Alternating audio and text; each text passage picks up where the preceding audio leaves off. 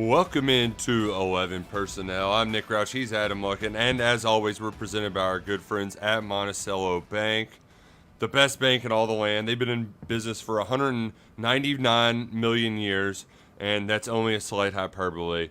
Since the 1800s, they've been banking here locally, but they'll go wherever you go with the Go NBC mobile app. NBCBank.com, Monticello Bank. They're simply the best. Where people are on your side and where my computer is not on my side today. I was very frustrated, Mr. Lockett. I was ready to rock, ready to roll. We've been doing position previews. I've got some takes. I'm ready to unload, and then technology happens. But we're powering through thanks to our friends at Monticello Bank. IT issues, no fun, zero fun, sir. But I'm glad you got it figured out. You're a handyman, Mr. Roush. You know how to troubleshoot. Yep. Unplug, plug back in. How many curse words did fly while you were troubleshooting?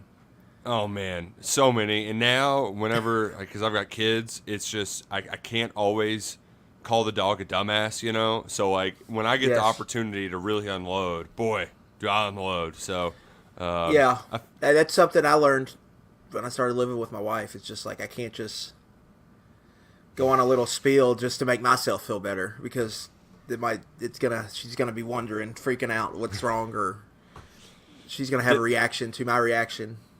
Did I marry Walt Kowalski? What the hell's going on here? Yeah. So I hope y'all like that Gran Torino callback, and I hope y'all are ready to talk about every position on the Kentucky football team. At first, we got to mention the latest development this week from the recruiting front. Nigel Glover, Northwestern transfer, was in town. He was the first defection and the biggest, because he was the highest ranked recruit in Pat Fitzgerald's highest ranked recruiting class from Dayton. So there's some familiarity there with Kentucky and Vince Marrow and Nigel Glover. They were the first to get a visit, but look, he's got some other visits scheduled, and I don't particularly like how that all unfolded, because you just never like when Ohio State gets in the mix late. That is true, but where I'm sitting here thinking, are they really going to take this guy? This is a guy they could have had. They passed on him. They could. I would have to dig into kind of their linebacker depth chart and recruiting, but this has a feel of a player that they typically wouldn't take. So how much is getting him to visit and then kind of, do we want him or not? That feels like a lot of what's going on there. And so from that aspect, I almost like Kentucky. If it's a roll of the dice either way, but Michigan State was probably a real competitor, and they're out. And if Ohio State's kind of iffy on him, then it's down to you and Michigan. And that Michigan visit is way far away. Most fall camps for teams starting week 1, Nick, essentially will start. I would start Monday or Tuesday or Wednesday of next week, I would assume. Mm-hmm. You need to make a decision pretty soon, I would imagine. All these schools are going to be pushing for that. So we'll have to take a wait and see approach. But this is not a normal recruitment for me, where I see Ohio State and I'm just thinking, well, that's unfortunate. This is probably over. I wouldn't say that yet, because they are. That definitely he has the feel of a guy that would definitely be a fringe guy for Ohio State. Now, I say that without knowing fully what their depth chart is and what their linebacker recruiting is looking like, because I know in this next Ohio class, just trying to think off the top of my head, I don't know of any linebackers that really stand out towards the top of the class in the Buckeye State, but I would have to do some more research on that. Yeah, and more so for me, it's just the canceling one visit to plan another while you're on visit to Kentucky. That just doesn't – the optics aren't great, but, the other point you can make too is, Michigan and Ohio State, either of them could have offered him in high school, but they didn't. Kentucky did. There's a pre-established connection there. And there's also an opportunity to play too, where, even though this is more of a long-term get and a long-term depth play, right, you could probably shut down your linebacker recruiting in the 2024 class.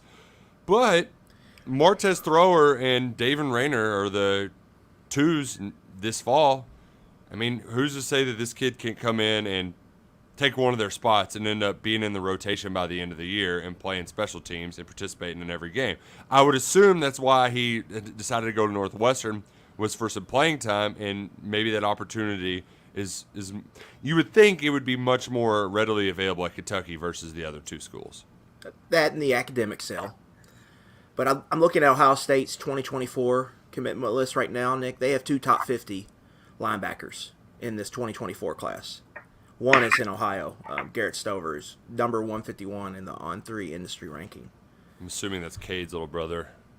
So it's not, they've got backers. Where does he fit in there? And is that something he wants to join?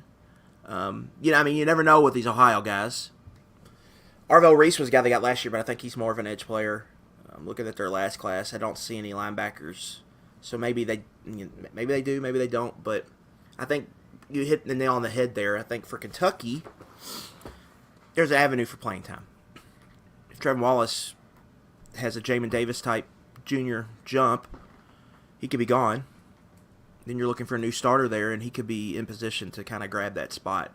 And if that doesn't happen, he's going to be in position to start his third year in the program. That's a pretty good, and have playing time readily available at a position they rotate pretty frequently at. So that's I think that's a strong selling point for Kentucky. But we're going to have to see how this shakes out. But he's a good player, man. 6'3", 215, 220. He's going to be able to, I think, add 15, 20 pounds in a college weight program, can really run, can strike, plays with good instincts on tape. He played safety for Clayton Northmont up there in the Dayton suburbs, so that's going to be a position switch. But he looks smart. I mean, it's similar to what I said to Elijah Groves, Nick. He can run and he can hit, and he's big. So the guys like that are typically going to stick. Yep. And I think you talk about tagging those two together at linebacker, then you add Grant Godfrey in the mix. That's a good group. Yeah. Athletic upgrade from what Kentucky has had as a whole in that position room. I'm assuming Godfrey's going to eventually get shifted over. He's starting out in the outside linebacker room, but we'll have to see how that works out. But the athletic they're getting more athletic, and that would be a nice little, I think, twosome there, because really you almost consider Glover kind of in the same classes because of how this is shaking out. But yeah, because he'll be just behind. You talking about Godfrey? If you got him, Nigel Glover, follow that up with if you keep Elijah Groves committed and you get him signed to December, that's a good group. That's some athleticism right there. Well, we will talk more about linebackers throughout this position preview that is presented by the spinning little thing on behind my head right now. That I couldn't move it, but as you said, Luckett, the fan in the Roush office is a part of the podcast now. So if you're watching on YouTube, if you're not watching on YouTube, come on, get on over here and follow the sneaky snake that's just spinning around my head. You should do it. You should do it. And let's get into the quarterbacks. First things first. Devin Leary, QB1. It's pretty. Oh, look at those wonderful graphics by Stephen Peak. Yeah, you got to be watching on the KSR YouTube channel. But it's pretty cut and dry. Devin Leary is the quarterback. The question is, who's behind him and how good can he be? Let's start by the question of who's behind him, because that's kind of what we'll focus on in the immediate future. In fall camp, that's what's going to be determined. We'll see the fruits of his labors later. But look at we saw Destin Wade and we saw Kaya Sharon each get a start last year, and I can't really judge either start at all because of the circumstances surrounding the game, where Iowa's defense was awesome and the best in the country according to SP Plus, and then the South Carolina game opened with a trick play that was a complete disaster, and Sharon was playing from behind the entire game. So it's really hard for me to judge either, and while I think Wade probably has the most long-term potential, or maybe if you wanted to throw the opponent for a loop in a one-game pinch, I think that's there. But I also get the sense that Cohen just really likes Kai Sharon. He certainly liked him a lot the first go-around, and so he might end up being QB2 on the depth chart that's released in the first week of the season. For me, this is really the Chris Farley gif, the no idea. I don't know.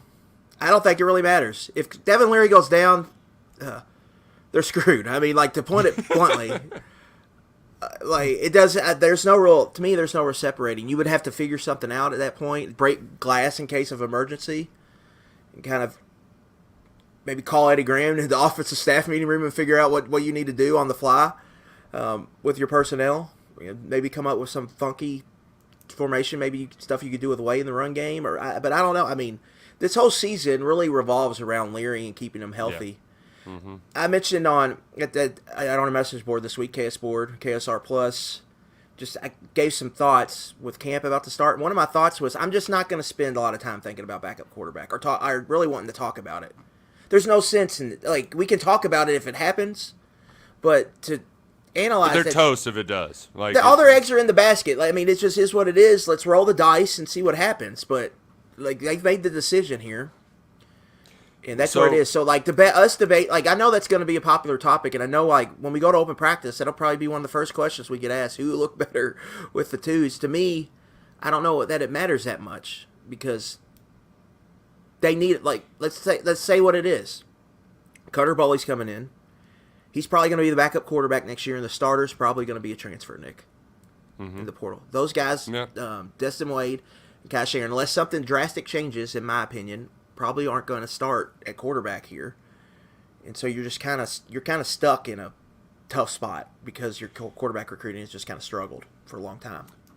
Well, then that begs the question: what is the ceiling and floor with Devin Leary? Because it does feel like we talked about it a lot at SEC Media Days.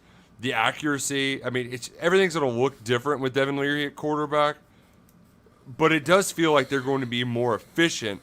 I just wonder about the, are the wow plays is wowie with Devin Leary back there? And can he be good enough to do 10 wins in a regular season? Is that, if he hits, is that high enough? Can that work? Yeah, number one, I think the personnel is going to be better around Leary. Play caller on down this next year. Number two, you talked about ceiling. Leary can be the SEC Offensive Player of the Year. There's no denying that. If everything hits, he could throw for 40 touchdowns and have this huge year and push for 4,000 passing yards and lead Kentucky to the 9-3 or potentially 10-2 type season. The floor, non-injury floor, I think I've talked about this. We talked about it Media Days, I believe. I think the floor is higher than Levis. I think non-injury, he's going to be able to complete a higher percentage of his passes, and you're going to have enough playmakers that are going to be able to make some plays where you can at least feel like it's probably going to be a middle-of-the-road offense. So I think the floor is higher. I think the ceiling is really high. Now, if everything hit for Levis, he could have turned into what we see Justin Herbert do for the Chargers on Sunday. It's a different level of play and wow throws you can see. Now Leary's he's not going to make some of those athletic plays, but he can make the throws and he can hit the doubles, and he's going to hit I think he's going to hit a lot of doubles, and so that adds up over time. If you want to see more film breakdown, Van Hiles, friend of the program, he had some fun ones that he broke down recently. And oh no, we're out of time. Were you hearing music or was that just me? I was hearing music. Okay, I want to make sure I wasn't crazy. I think Peke's got some stuff cooking up for us. Let's move on to the next position, running backs, where Benny Snell and Chris Rodriguez, they ain't walking through that door, Adam Luckett, but there's a deep group here, and I actually, while we all want to talk about what Ray Davis brings as a 1,000-yard rusher at Vanderbilt, Can we start with your hot take, because that is my fun hot take about this season. If Jamarion Wilcox, if he hits, which he could, but he'll hit this season, it'll happen in October, and he can be the difference maker when the season gets really tough there in the back half stretch in November. To me, the fun part about this running back room is going out on a limb and making a projection on what's going to happen, because I think a lot of stuff is on the table. Mm-hmm. I predict Wilcox, in my bold prediction under position previews, I predicted by late in the year, he's going to be able to provide those explosive runs that the offense has been missing for a while. But I also wouldn't be surprised if Ramon Jefferson, come November, with fresh legs, we look up and he ran for 165 yards on 17 carries against South Carolina. You're like, where did that come from? And it's just they've got a deep room. Yeah. And so I think it could come from anywhere there. And watching how they balance that, I think all year is going to be interesting. But I do think from a certain aspect, you want at some point Wilcox to kind of get in this position where he's a capable, productive player, because he is the future of that position in a lot of ways, because you're going to have a lot of turnover in that room after this season. But they've got a lot of intriguing pieces, like John McClain and Demesumo Karngbe are kind of interchangeable to me as kind of third down backs who can pass protect a little bit, or weapons as receivers. Then Ray Davis and Ramon Jefferson are kind of your in between the tackles guys, and then Wilcox is potentially your home run hitter. There's a lot of intriguing players there, and how they manage all that is going to be something to watch. The key word there, though, just key words, is a lot. Because last year, Quality Chris depth. Rodriguez was down for those 4 games. The running game was non-existent. It just wasn't there. But now you feel like you're almost too deep in multiple styles, right? Where Davis and Jefferson are these kind of big guys who should be able to shed tackles and get yards in between the tackles. You've got your pass catchers and Demesumo and Jatan McClain, and you've got a potential home run hitter with Jamarion Wilcox. So I think the best case scenario is that Wilcox becomes that big playmaker, just for the future's standpoint. But I also just don't know, I really don't know. That addition of Demesumo Karngbe kind of threw me off there, because it felt like they had a lot of guys. So how are, what's his ceiling, right? What's his role? And I think another part of this too, we'll talk about it when we get to specialists. We probably won't go a full 5 minutes on specialists, but Mark Stoops is putting a lot. He basically said Jay Boulware, do what you want, man. We're gonna give you the resources to have at it, and he's got a lot to work with in this room. So, and are we doing the thing that we did in Eddie Grant's last year, where we're like, why the hell aren't they giving the ball to Chris Rodriguez? Are we saying that about a player this year? Because, there's a very real scenario where Cohen, he's probably not going to be in charge, except for specific third down situations where he wants one of those pass catchers in there. I don't ever buy when they say that. I never buy when they say that the running back's making the coach making the call. I never buy that. But, yeah, I don't know. They could tell us that. But Adam Luckett's not buying that. But yeah, I don't know if a star will emerge. And also just the rotation aspect of it, when it's by committee, who are Kentucky fans going to be pissed isn't getting the ball enough? Because that's going to happen at some point. Yeah. We'll have to wait and see. To me, the running back 1, it's a downgrade. But 2 through 5, 6 is a huge upgrade this year. Mm-hmm. There was times last year where it was Kavase Smoke and Lavelle Wright were your 2 backs for a couple games last year. It wasn't good enough. And it was bad. And so I think they've raised the floor in a big way. And I think how the offense is built, maybe going to be a little bit more pass heavy. I think you're going to see more passing. They've got capable pass catchers that can get open and run routes. And they're going to have a lot of interchangeable parts there. And I think that's going to be an advantageous position. And I'm really, in November, late in the season, I think that's when you're really maybe going to see the running game take off. I think they might have some issues early, but they're going to have fresh legs throughout the season, and that is going to matter when you get late in the season. More so than anything. But enough about the running backs. It's time to move on to the group that many people want to discuss. They have all offseason. The wide receivers.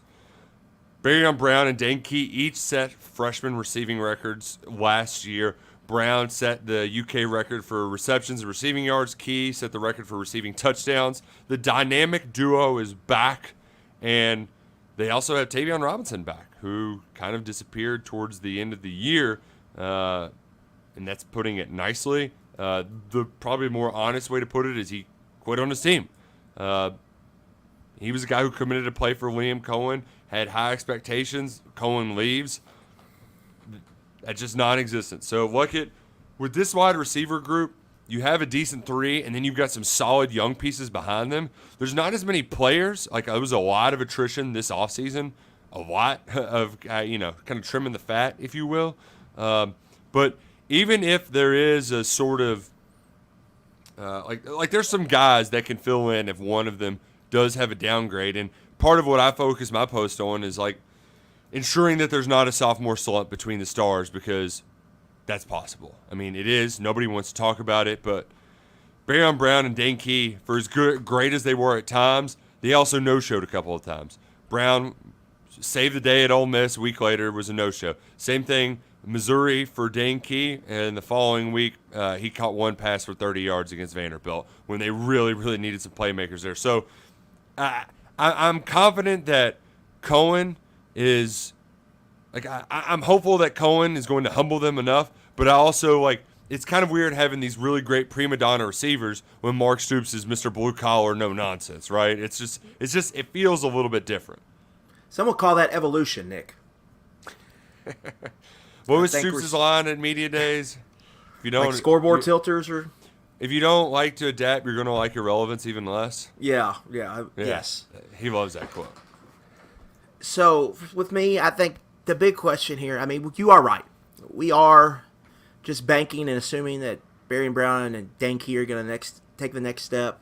Leary's going to get on the ball. Tavian Robinson will turn to his Virginia Tech form. But I think there's good reasons to think that'll happen. Better scheme this year.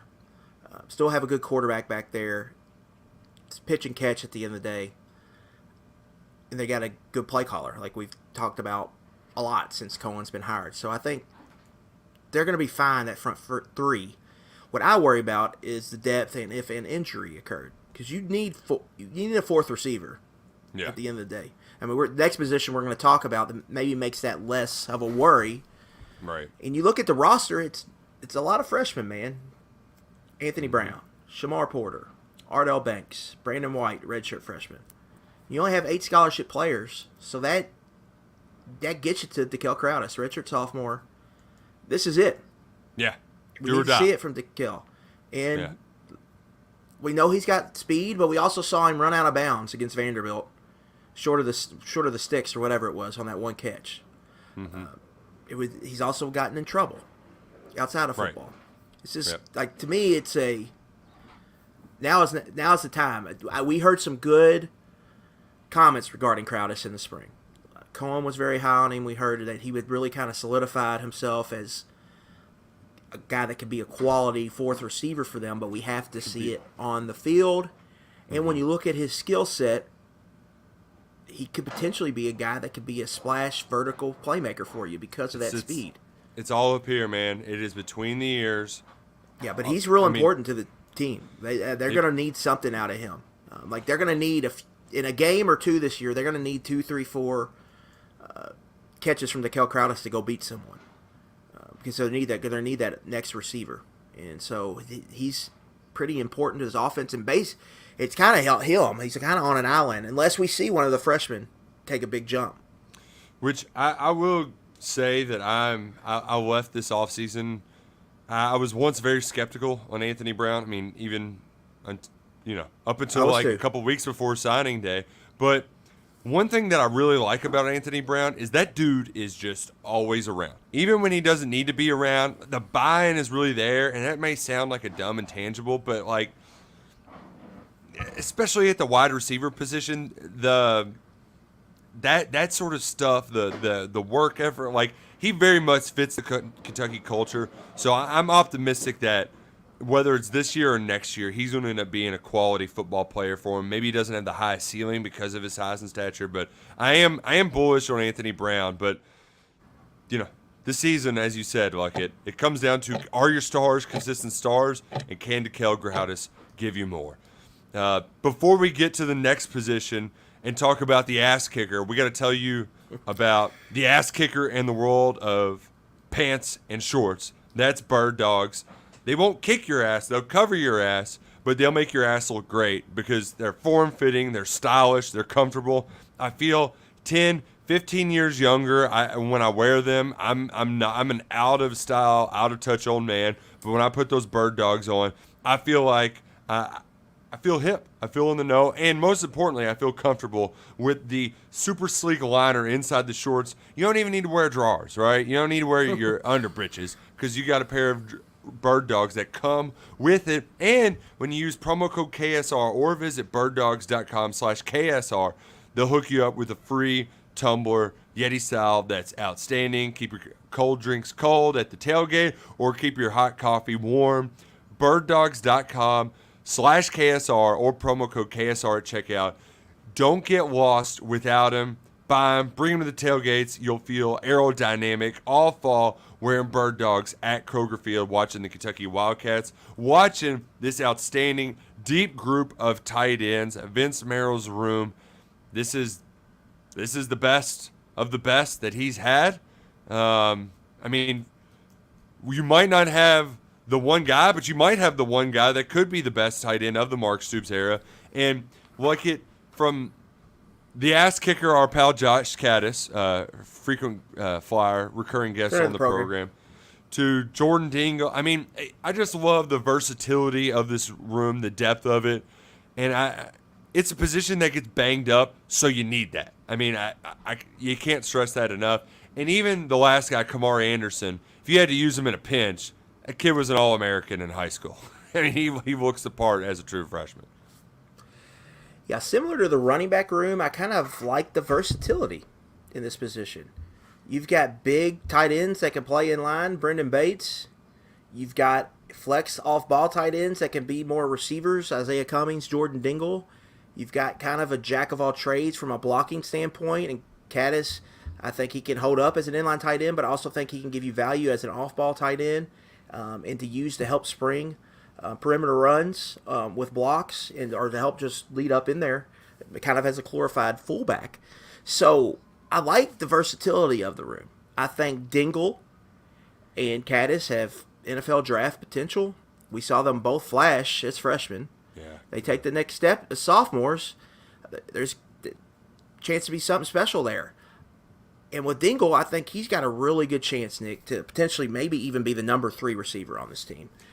You talk about burners on the outside, and you talk about being defenses maybe having to tilt outside and be very weary of where number 2, where number 6 is. We got to watch 9 maybe in the slot. Then it's 85 that can take advantage of some weaker parts of the defense, and I could see him having potentially a big year as a pass catcher. Well, and as much as we love C.J. Conrad, another friend of the program, he was a good he was a good ball catcher, right? He was a good blocker, but he didn't have that juice in the open space. And you'd have to go back to Jacob Tammy to find a guy at that Y spot that can provide a little bit of wiggle. And we saw Jordan Dingle show that he's comfortable in the open field. He can make people miss, and it's not just by lowering his shoulder. And that's the kind of dynamic that I think this position group's really been missing, and that really stresses your point. You know, good luck. I mean, the safety's got to, if you're playing cover 2, and they got to pick one if he's running down the seam, or if you got Dane or Barry on running on the outside, you got to cover one of them. So good luck. Good luck with that. Yeah, that ties in to me, what are some of Leary's biggest strengths? I think it's accuracy and processing. You've got some weapons now, different guys that can get open and hurt defenses. I think Leary's going to be able to find them as long as they can protect the asset, which we'll get into here in a little bit. But the tight end position, I think Dingle can be a real weapon, and I think Caddis is going to have a lot of value in the run game. To me, early in the season, I'm really going to be looking at kind of his usage and how they use him. Or it could be a thing where they maybe try to save him in some of the wrinkles in the run game of having him lead up on maybe kind of outside zone or cut back on counter stuff. And just use Bates there, right? Just be a wrecking ball Bates. Well, just have him just kind of play normal tight end and then kind of do some more creative stuff as the season goes on. But like those two have a chance. To me, I think they can really raise the floor of the offense. Dingle can become your quality 3rd, 4th option, middle of the field, intermediate target. And if Caddis can really make an impact on your running game, like that is going to raise your floor. Ultimately, Leary, the offensive line, Danke, Barry, and Brown are going to determine the ceiling, but I think this tight end room can really help raise this group's floor. Yeah, and another player we didn't mention, he had a huge year when Liam Cohen was here last time, Isaiah Cummings. You know, having him as a potential mismatch creator, and even just giving the defense different looks where he comes in, they think it's a pass, it's a run. that can be a valuable tool by using the Louisville Mail product, who had a less than stellar season last year under Rich Scangarello, but could have a resurrection this fall. I like the question from John asking if Kentucky can use the tight ends like Georgia. We love Dingle. We love Josh Caddis. They ain't Brock Bowers, right? Yeah. They ain't Brock Bowers. That's a big time ass kicker right there. Hey, Cummings did have a nice carry last year for a first down in around, but he ain't no Brock Bowers. That is on the laundry list of strange things to happen in the Rich Scangarello era. Oh, man. Let's move on to the Big Blue Wall, the biggest question we've gotten all offseason. Can they get it fixed? It was a big talking point at SEC Media Days. And let's skip the 10,000-foot kind of analysis, and I want to get right to one of the questions, especially the additions of Tanner Bowles and Ben Chrisman from the transfer portal. Feels like there's a solid interior. So let's go to worst case scenario and kind of work our way back. Let's say a tackle gets hurt. What do you do next? What happens if Marcus Cox or Cortland Ford goes down? Yeah, to me, that's one of my biggest questions. Who's the third tackle? Is it Jeremy Flax? Or can someone like Ben Chrisman play tackle? Or Nick Hall, who we we'll see when they call. He's still young. Right, yeah. He's still young. But because Cortland Ford, I think the long-term plan with Cortland Ford is get a year at right and then shift him back over to left tackle. Mm-hmm. And then find another tackle potentially in the portal. And then I think they could be in pretty good shape there if they're able to find a good tackle in the portal. But I think Chrisman and Bowles, what they do, Nick, again, we talked about just tight end. I think the floor has been raised here with them and with the tackle transfers. You at least now, we need to see on third tackle, but you at least have two quality guard backups, I believe, in Bowles and Chrisman. So if someone stinks, they can pull them and play someone else. If they have a bad day, right, just for whiffing. Right. And then the experience factor, you have a lot of experience. Kenneth Horsey, a 4-year starter, started 30-something games. Marcus Cox played 2,000 career snaps at Northern Illinois. Eli Cox has played. He'll be a 3-year starter. He's played a lot of football. Jagger Burton's got a full year under his belt. Cortland Ford played over 700 snaps in the Power 5 conference. Eight starts, I want to say. And then Cox he was a 3-year starter as well at the G5 level, which is, think about the starts last year. Your left tackle, Horsey, had 1 start at left tackle. Jagger Burton was a redshirt freshman. Eli Cox was playing a new position. So all across the board. Yeah. So the experience, I love that part. I like hearing, too, that some of the reports from the defensive guys about how difficult it is to go up against Marcus Cox in pass pro. The guys they got seem to benefit the new scheme that they're trying to run. And this transition, right? Kentucky was an inside zone power run team. And we go back to that word you used earlier, evolution. They're trying to evolve into more of an outside zone play action pass pro team. They couldn't do it right away when Cohen first got there because of the personnel. Feels like you have more fits for that now, both in the running back room and the running game, and just who you brought in as pass blockers at offensive tackle.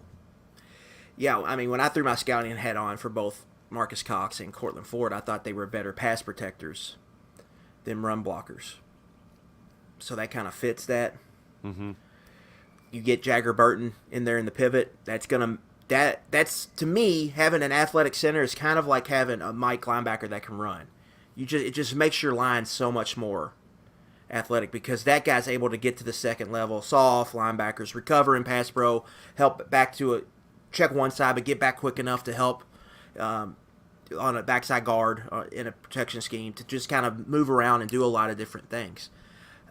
And then at guard, I mean, the Cox-Horsey guard duo was one of the better ones in the SEC in 2021. Mm-hmm. And so there's some pieces there where I think they can be solid in the middle of the road in the conference. I don't think the ceiling's super high with this group, but the floor I know is raised. And if they stink this year, you got to reevaluate what's going on in that room. Yeah, that there's no doubt about it. But I don't want to get to that bad of a break glass in case of emergency instead, because we're going to talk about them ad nauseum throughout the year. I'd like to tip my cap to Kenneth Horsey because I remember talking to his parents about 3 or 4 years ago about how terrified they were when they took him to the hospital and said he had to have heart surgery. Yeah. And this dude has played. As a dad, like, I don't know if it changed for you, but that sort of stuff hits me a lot different now, and it is just so remarkable that kid had to have open heart surgery months before showing up on campus, and look at him now.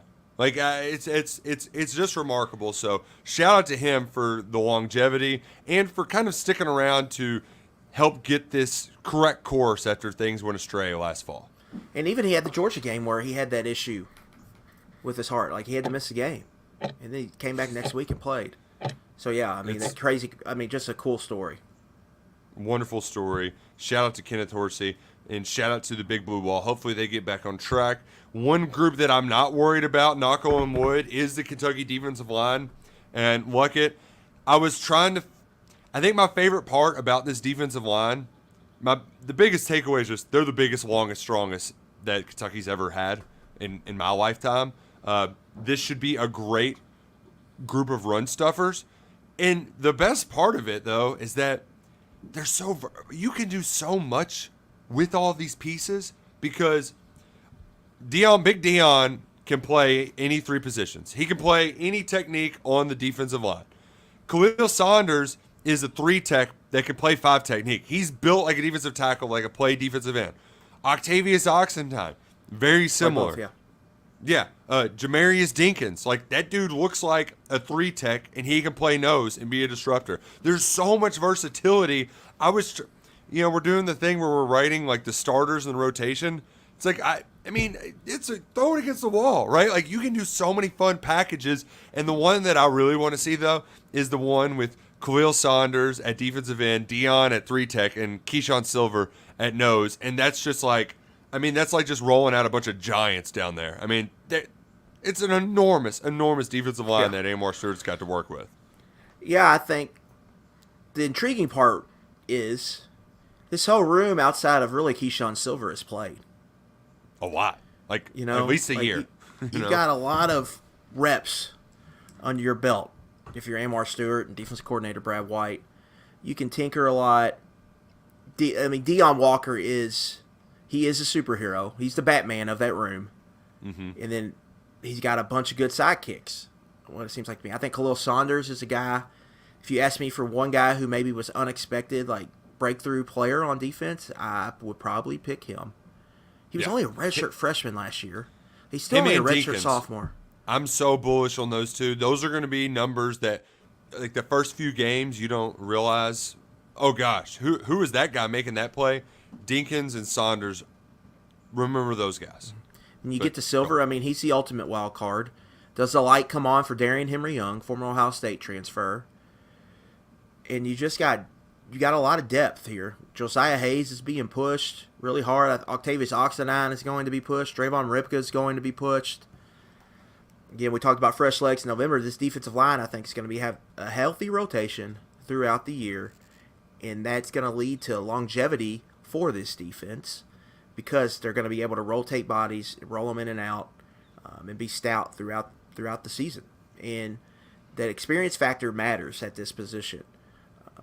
Just from a physical mature level, you've got to be a certain level of strong and badass to play this position. But also, you've seen everything. You've seen all the schemes in this league. You've seen what teams want to do. That's all going to matter. I think the potential of this group is really high, and where you want to see the uptick is pass rush production. Right. To me, that starts with Walker, but and then if Walker gets to a point where if he turns into total wrecking ball in October, where it's like, first things first, we got to get this big son of a gun blocked, and then worry about everything else next. That's going to open up other opportunities, I think, for everyone else. So the path is there, I think, to Kentucky to see that sack rate and total sack number, see that pressure percentage, all that go up. But to me, a lot of it starts with big number 0. Yeah, and I would add, too, that Octavius Oxendine, if he can be the player we think he can be, he can raise Kentucky's ceiling, particularly in the pass rush, because he showed a lot of explosiveness prior to that season-ending injury in 2021. He got too light in the britches last year. He's transformed his body, and he's the vocal leader of that group. So if he's playing well, it feels like everybody else will rise up with him. And briefly, to go back to your point, too, about the experience, if you go to next Saturday's open practice for Kentucky Football Fan Day and you watch the defensive line work, they aren't busting heads half the time. A lot of the times, they're just using their hands to, like, touch each other in the chest. It's a leverage game.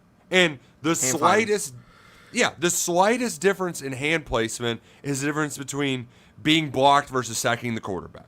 So having that experience is invaluable. And I don't know what it's going to take to get those sack numbers up. But even if it's just pressure rate and they're forcing guys to run around, that has to be better, right? That's your biggest criticism, and that's what you're looking for this position group coming up this fall. Next up, we've got the linebackers, them old backers. D-Jack, De'Eric Jackson, and Trevin Wallace are basically starters that are returning, even though they weren't starters because they played so much last year. And I've never felt like that. Just it feels like they've been in the program for a long time, but yet now it's kind of all on their shoulders. And ultimately, I think the schedule is going to help them get comfortable in that role where you have a little bit of runway, but you also can't afford to get them too banged up because you are so unproven behind them. With Martez Thrower, who he's got some a few spot reps here and there, and David Rayner, who's played a lot, but he's light in the shorts too. Went through some injuries during his time at Northern Illinois, so depth is as much a concern as anything at that inside linebacker position. I want to see Trevin Wallace prove in the box against the run. But outside of that, you know what you're getting with that starting two. That's a good starting SEC off-ball linebacker duo. To me, the issue, is just with depth. Yep. What do you have there? Who's the number 3? Is it De'Aaron Rayner or is it Martez Thrower? You're probably going to need 4. We've seen years where Kentucky really needs 4. That is a concern. One of my bigger concerns with the defense is just this linebacker depth.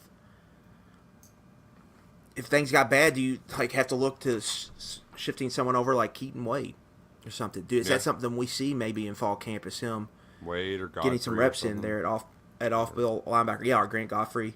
So that is the one part for me. Other than that, I feel really good about that first two. I think they're going to be really good. I like the combo where Jackson's more of you're just old school Mike linebacker who can fit the run, and Trevin Wallace is more of a modern day linebacker where he can play in space, he can cover, he's a real weapon in zone coverage. We've already seen him factor in as a coverage defender. He got 2 picks last year, covers a lot of ground, and so I really like that duo a lot.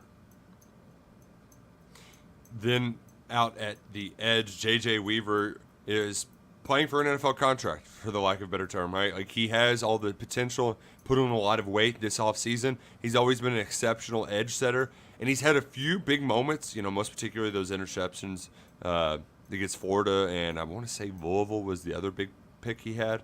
But you're looking for a little bit more. I mean, you're just looking for more havoc, right? That was what Jordan Wright brought to the table. I'm curious, what do we have a feel on who might be the guy behind them? Because they've recruited well at that spot, but who's going to jump up and be the guy that is the man this fall that surprises the Big Blue Nation? Fearbury, Matthews, Godfrey, is it Wade? I don't know.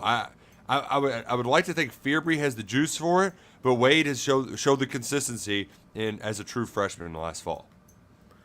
I think it's Keaton Wade who's going to be his top backup there at Jack. Played last year, looked good in spots. He's already 250 so pounds. He's pretty similar to Weaver to me, more of a run defender first, edge setter, guy who can really factor in the run game, but does he have the athleticism to turn the corner, bend the edge, and win in one-on-one in the pass rush? We'll see. I don't want us to just crap on that because there is a lot of value in that. I mean, if J.J. Weaver, he's going to get paid in the NFL and he's going to get drafted because he can set a hard edge and he could be a real value as a run defender. There is value in that, and it's going to show up in big games this year. To me, Weaver, just keep him healthy.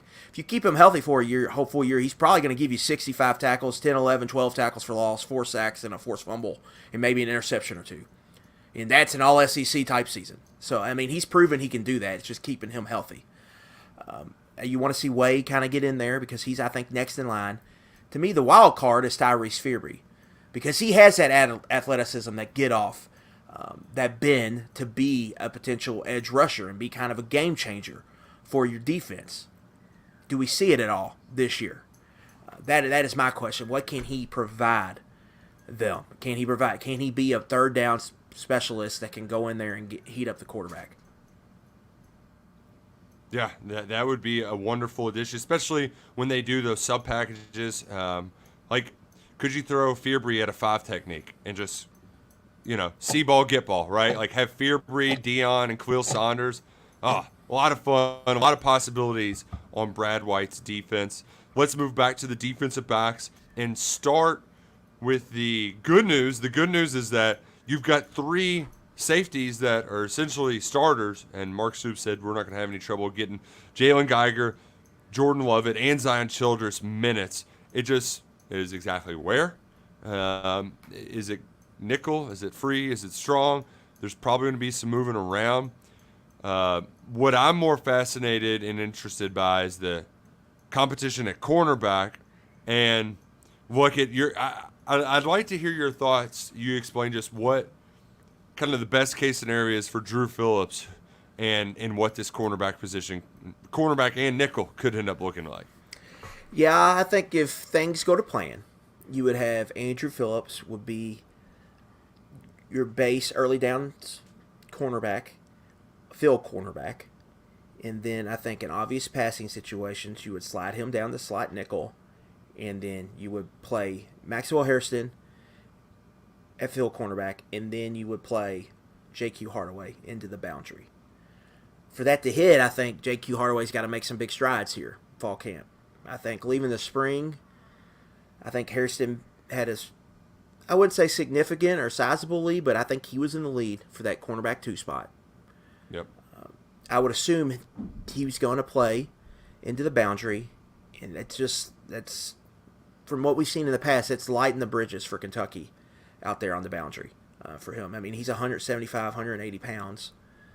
I know they love kind of his ball skills, but he's kind of got some, this guy just got paid yesterday. It's probably not fair to comp him, but Trayvon Diggs gets burnt all the time for the Cowboys. But he makes interceptions, so, he got paid. And that there's kind of some Trayvon Diggs-esque vibes with Maxwell Hairston, where you talk about he makes plays all the time in practice, but he's also out there getting torched at times, from what we've heard. And so, how do they kind of figure that out? I think Hardaway's more of a scheme fit in what they want to do. So getting him out there, I think, is going to be important at some point. But I think if it worked out, you would have just Andrew Phillips in the nickel, and then it saves those safeties where we don't need Jalen Geiger or whoever to slide down. You can have a healthy rotation there to keep all those guys fresh and keep those snap counts down there at the back. And then the safeties was Zion Childress, Jordan Lovett, and Jalen Geiger. Yeah, the worst part is just that there's replacing 2 cornerbacks. We've seen this before, and it hasn't gone well. And also the time that we saw Maxwell Hairston, it was in a pinch when Carrington Valentine got hurt. You throw in Maxwell Hairston, 4th and long. It's a prayer, and they catch it on it. Will Shepherd catches it on its head. So there's not a lot for us to work with, but he showed a lot of ball skills during spring practice that were encouraging. It's a sight for sore eyes in that room because that's not something we've seen an awful lot of. Yeah. I mean, Carrington Valentine was in position a lot, and that was one real knock on him, I think, in the draft was he wasn't coming down with the ball when he probably should have had 4. If you watch the tape, he probably should have had 4 or 5 interceptions last year. Well, and the other thing, too, did you notice Mark Stoops, when asked about the cornerbacks, he talked about playing some more man? Did you catch that at Media Days? Essentially, sometimes you got to go one-on-one and lock somebody down. So they know played more man last year. And he gets but I think a lot of that way they felt, right. Right, yeah. But I think they felt more comfortable in their corners last year. That's why they played more man. It all comes, can you cover people? I mean, that's really what it comes down to. It's not rocket science. Right. It's just how they feel there and what are their players there they have. Like, when they had a bunch of 6'3", 6'4" corners, it really made sense to just play a lot of cover 3 because you're so long in zones. Yeah. But you mentioned that, but when Brad White talks about his defense, what Kentucky's defense is, it's a lot of being long, athletic, clog zones. You're not clogging zones in man coverage.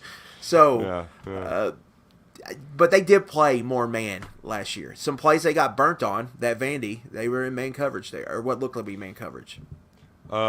Who's going to be the first safety to get ejected for targeting? Is it going to be Lovett or Childress? It happens every year. It's going to happen. D West, that was right when they changed the rules, and D West had a hard time with it. I got a feeling that there's going to be – Childress is pretty smart, but there's going to be one time where Lovett just can't help himself, and he just knocks somebody's block off. Lovett's playing free safety, which in Kentucky's scheme is a safety they roll into the box a lot as an extra run force player, so he would be my guess. He just clobbers some poor line or tight end coming over the middle or something. Those guys are going to be a lot of fun. Which wasn't a lot of fun last year was watching UK special teams efforts.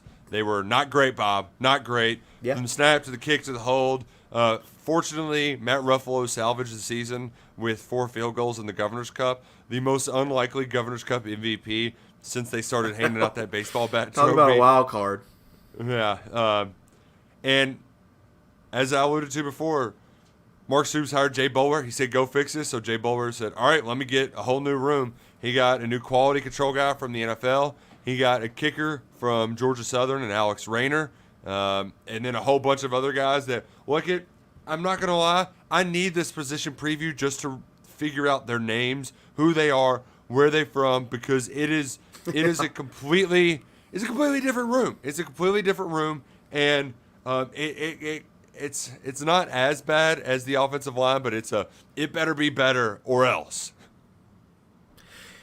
Usually, the week 1 depth chart, we know what it is going in. There's a couple surprises, but nothing big. This year, anything goes with a specialist. Who knows what it's going to be?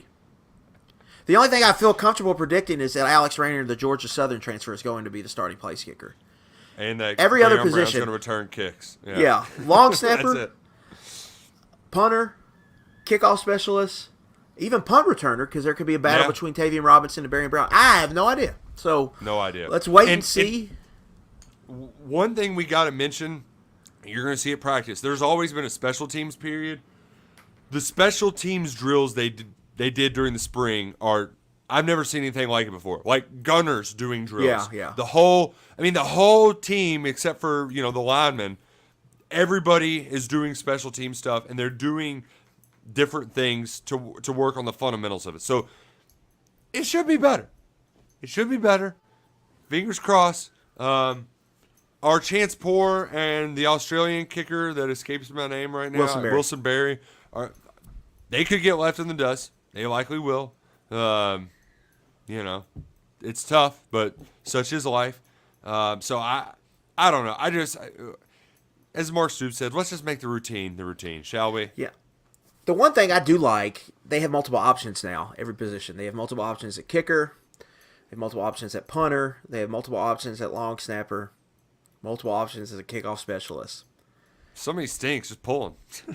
Which was an issue last year. Yeah. The operation stunk, and they couldn't do nothing about it.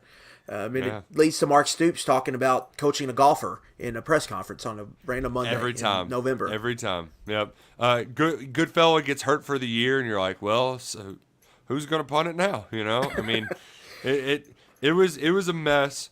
But if they can just make the routine, that'll be much, much improved from last year. Which, speaking of routines, we're trying to get no a extra new point block. I've seen enough PATs be blocked. Let's get that and out no snaps over the head too. That we shouldn't changed the rule. Too many of those. Yeah. They changed the rule for crying out loud. We're not going to get bailed out with a flag anymore. But speaking of routine, we're trying a new routine here at KSR. We're trying this, but the goal is for Monday through Thursday, you're going to have a show on the KSR YouTube channel live at 5. Now, the regular season might poke some wrinkles in that because that's right around the time when Mark's, usually Brad White talks about 5:15 on Wednesday afternoons. So we might pre-record and roll at 5. We might not talk till 7. But the goal is every day, live at 5, you're going to have a new show, whether it's the KSR Football Podcast on Monday, Sources Say on Tuesday, 11 Personnel on Wednesday. We're going to get you into a routine so you know what to expect. Instead of turning on the local news, you can pop on your YouTube app. You can come with us. So subscribe to the KSR YouTube channel. It'll be there ready to rock and roll every day, Monday through Thursday at 5. And then Friday, we'll have a little lunchtime special. Not sure exactly what that's going to look like. Don't know if that's going to be a Pick 3, Luck It, or some other show. But I want that to be a fun, let's just talk college football in some way, shape, or form for the upcoming weekend, because you know how it is. We got takes on all these games. We got to let them out somehow. Amen. I could just host. I could go Colin Cowherd and host a 3-hour show on Friday where I could just go down the slate and talk about every game. Let's just get Pick in That's here. not out of my wheelhouse. And just get Pick in here. Program. Yeah, just get Pick in we here. Can do it. We'll do some program talk, or maybe it's Andy Staples, which I've enjoyed his show so far. Really, I said it Monday, but the Clark Brooks segment, all-time segment. And hell, we need to just get Clark on and talk analytics for 5 minutes every Friday. We could do that. That could be a fun addition to our programming. But we got a lot of exciting stuff coming this fall. UK Football Media Day is next Friday. So Fan Day, Saturday, August 5th. We're rolling out. Fan Day is Saturday. And if you want to watch the team before they take the field, that's your chance. So mark your calendar. It's usually a morning, and it's always a fun time at the Joe Kraft Football Training Facility. It's always a fun time hanging out with you on 11 Personnel. Shout out to our friends at Monticello Bank and Bird Dogs. And, hey, it's been a lot of fun for Adam Luckett and Nick Roush. Go Cats. Go Kroger.